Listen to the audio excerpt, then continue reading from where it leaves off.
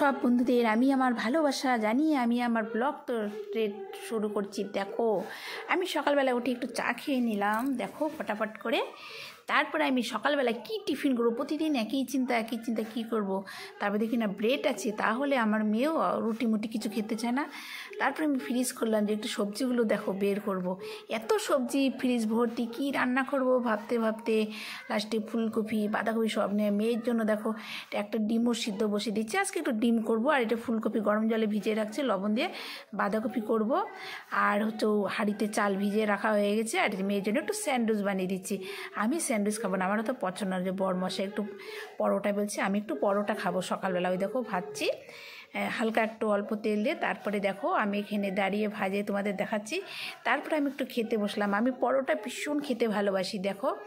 আর তোমাদের কার কার পরোটা ভালো লাগে অবশ্যই কমেন্ট করবে। সাথে চাটনি ছিল, এটা পরশুদিনের চাটনি, ওই ধনে পাতা দিয়ে বানিয়েছিল আর পুদিনা পাতা দিয়ে।